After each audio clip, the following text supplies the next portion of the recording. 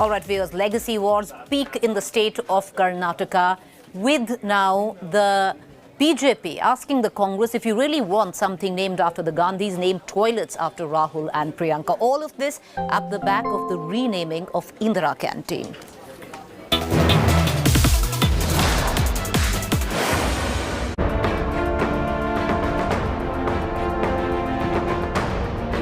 Battle lines drawn in Karnataka once again. The BJP, Congress lock horns over renaming Indira Canteens. The government-run eateries that feed lakhs of poor are the latest political flashpoint. After calling for renaming Indira Canteens as Annapurneshwari Canteens, BJP General Secretary C.T. Ravi sparks fresh row. Congress ಅವ್ರಿಗೆ ಹೇಳ್ತೀನಿ Congress ಕಚೇರಿನಲ್ಲಿ ತೆಗಿಲಿ Indira canteen Nehru bar Nehru ಹುಕ್ಕಾ bar ತೆಗಿಲಿ ಯಾರು ಬೇಡ ಅಂತ ಹೇಳ್ತಾರೆ. The BJP Neta doesn't stop there. He's training guns on Rahul Gandhi and Priyanka Gandhi Vadra as well. Bharat तो नेहरू परिवार का हिस्सा नहीं है. हिस्सा समझकर हर योजनाओं के बारे में इंदिरा, नेहरू, राजीव के बिना बाकी नेता नहीं है क्या? बाकी नेताओं को कंट्रीब्यूशन नहीं है क्या? The BJP leader had earlier claimed the name Indira Canteen reminds Karnataka's of the dark days of emergency while having food. The Congress isn't amused, and they decided to respond in the same language as C.T. Ravi. He loved his whiskey. Do you name all the bars after Mr. Vajpayee?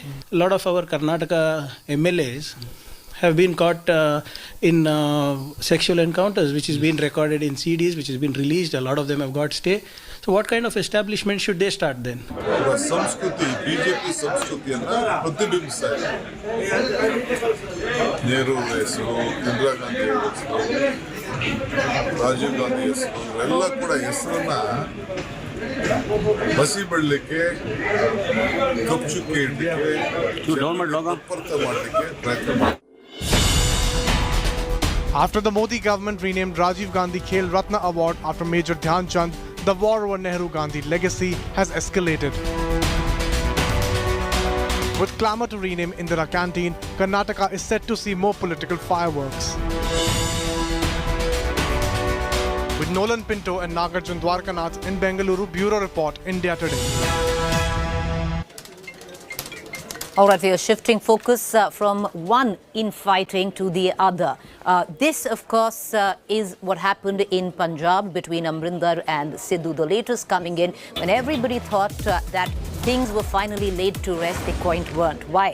State Congress Chief Navjot Singh Sidhu has threatened to bring a resolution in the Punjab Assembly if agreements with private companies are not cancelled and the sealed report submitted to the High Court pertaining to the synthetic drug case is not made public.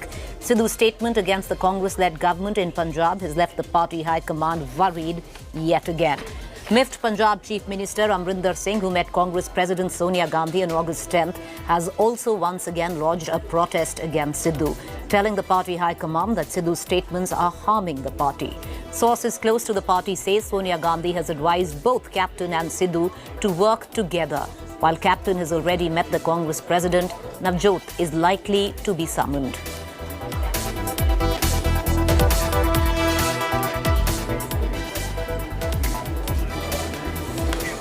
All right, let's shift focus right now, viewers, to the state of Rajasthan. Well, despite claims of a massive revenue crunch, there's something very strange happening in Rajasthan where the MLAs are concerned. What exactly? Take a look.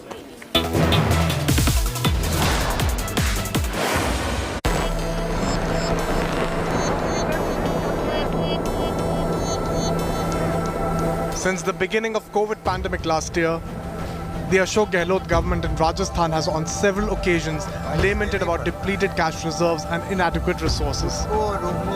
But it looks like they have all the wealth in the world for their own luxuries. The Gehlot government, believe it or not, is spending 266 crore rupees for building opulent 4 BHK flats. Luxurious facilities on 6 acres of prime real estate bang across Rajasthan State Assembly is being constructed for MLAs. Work has been going on in full swing. 24 hours a day in 3 shifts of 8 hours, as around 300 laborers, supervisors, engineers work against time to complete the mammoth project by the November 2023 deadline. 22,160 वर्ग metre ज़मीन पे ये चल रहा है। ये यहाँ पे पहले 54 फ्लैट्स हुआ करते थे जो पुराने 40 साल पुराने बने हुए थे, उनको तोड़ करके ये ज़मीन लेवल करके और नए सिरे से इसमें 160 फ्लैट्स बना रहे हैं हम। 4 BHK फ्लैट्स हैं। At the current estimated market rate, these flats could be priced anywhere from 3.5 to 5 crore rupees each. Clearly, at this point in time, the government is not just ensuring flats at this particular site, but also facilities such as clubhouse, swimming pool, sewage treatment plant, metered gas line will also be made available to the elected representatives. 200 crores for these MLAs luxury. Imagine what that could do for the people in the state. Imagine how many health centers could be put up amid a pandemic with that money. But the government is defending the splurge. विधानसभा अध्यक्ष के स्तर पर ये सारा काम चल रहा है। विधानसभा अध्यक्ष को सब पार्टियों से, पॉलिटिकल पार्टियों से मीटिंग करके विधानसभा अध्यक्ष सीपी जोशी ने पूरा प्लान किया है और उनकी अध्यक्षता में ये सारा काम चल रहा है। हाउसिंग बोर्ड इस वक्त फायदे में चल रहा है। हाउसिंग बोर्ड हाउस बनाने का काम करता है। वो बाकी जो जमीनें खाली पड़ी हैं उन जमीनों को बेचकर ये सारा खर्चा उठाया जाएगा। इससे सरकार के ऊपर कोई वित्तीय भार नहीं आएगा, सरकार को बल्कि फायदा होगा। The Congress claim that it is not just one political party benefiting from this expense, but every single political party, as if that justifies the splurge. विधायकों की आवाज़ से आप यहाँ भी सब जगह जो चारों तरफ के बहुत ही पुराने आवाज़ थे, जो उनमें रहना और उनका बार बार रिपेयर कराना, उनमें मेंटेनेंस का बहुत ज़्यादा खर्चा था। सारे विधायक इससे खुश हैं, चाहे वो कांग्रेस के हों चाहे बीजेपी के हों, सभी लोग इस स्कीम से खुश। The Gehlot government's brazen splurge hasn't gone down well with the locals, particularly the youth who are struggling to make ends meet. जो हम जैसे लोग बेरोजगार लोग हैं उनके लिए तो वो कुछ कर ही नहीं रही सर, और उनके लिए वो सरकार वो जो विधायकों के लिए फ्लैट बना रही है उसकी कोई ज़रूरत नहीं है सर। वो तो उनके पास ऑलरेडी खुद के घर हैं।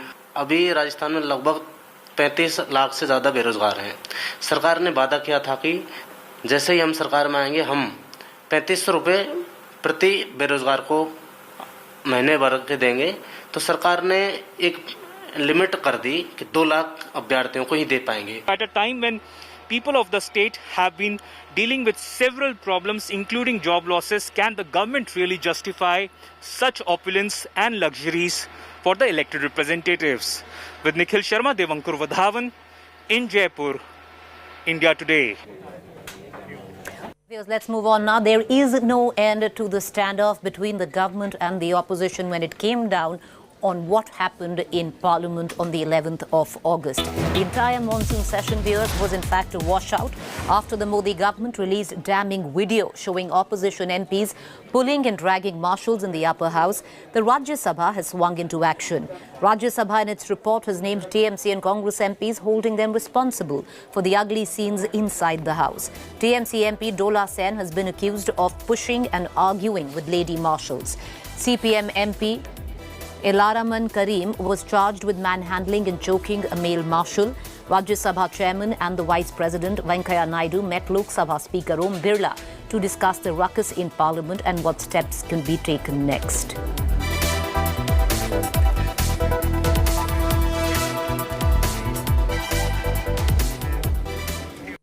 We're just 2 days away from celebrating and marking India's Independence Day. And once again, there is a security threat that looms large.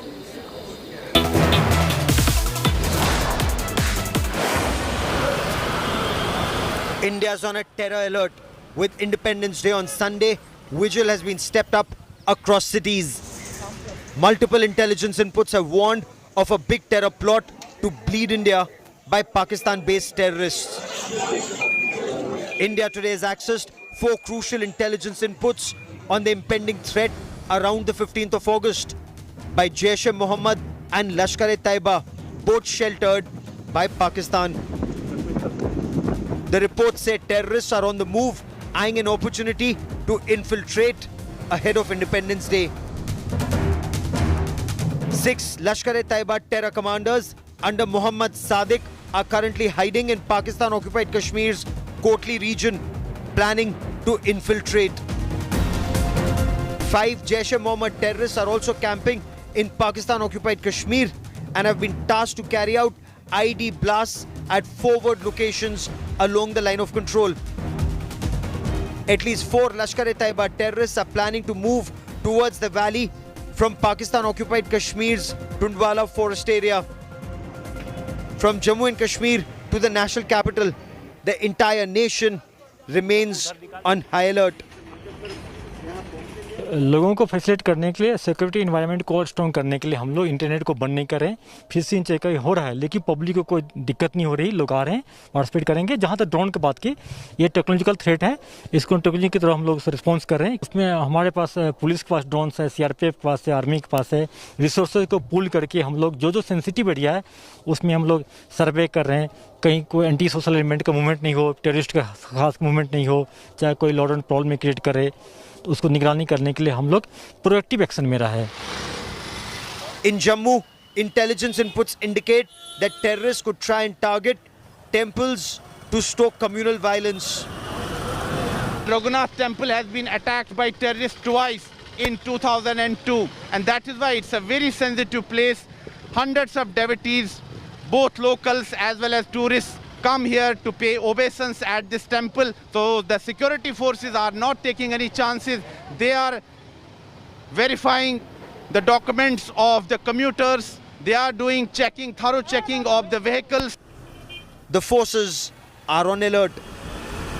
Raghunath temple में खास करके हमने उसके सिवा भी बाकी मंदिरों में भी हमने अपना सिक्योरिटी ग्रिड जो है उसको स्ट्रेंथन किया है। वहाँ पे हमारी police personnel along with our sister agencies we are keeping eye over these temples और बाकी रिलीजियस प्लेसेस पे, ताकि यहाँ पे कोई भी ऐसा इंसिडेंस ना हो। किसी भी प्रकार का कोई डर नहीं है, हमें अपने देश की सुरक्षा व्यवस्था पे और जम्मू कश्मीर की पुलिस पे पूरा भरोसा है। तो दिल के अंदर कोई भी डर भय नहीं है। हमने अब रघुनाथ जी के दर्शन किए हैं, किसी भी प्रकार का मतलब 1% भी अपने किसी चीज़ का डर नहीं है और दिल में खुशी है कि हम इस मौके पे यहाँ पे आए हैं। There have been several attempts in Jammu and Kashmir ahead of Independence Day.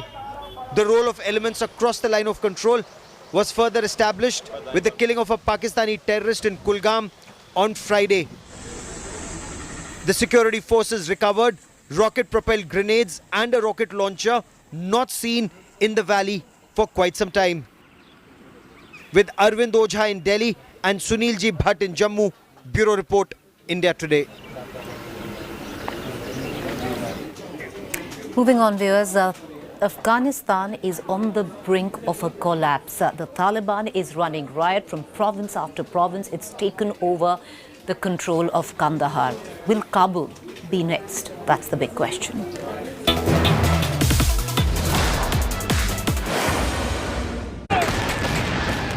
Afghanistan is doomed again. Kandahar, Herat, Ghazni, Lashkar Gah. The Taliban is on the rampage again, capturing one city after the other, freeing prisoners, running riot, just weeks after the US has pulled out of the war-torn nation. State Department has said they're going to try to complete this reduction of their personnel by the end of this month. And these troops are being ordered in to help facilitate that purpose, that mission along that timeline.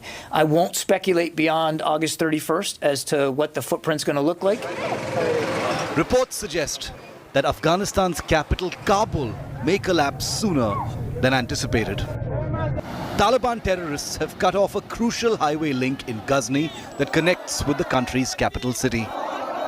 The United States Embassy in Kabul spoke of reports of the Taliban executing Afghan army soldiers who had surrendered, saying the information was deeply disturbing and could constitute war crimes.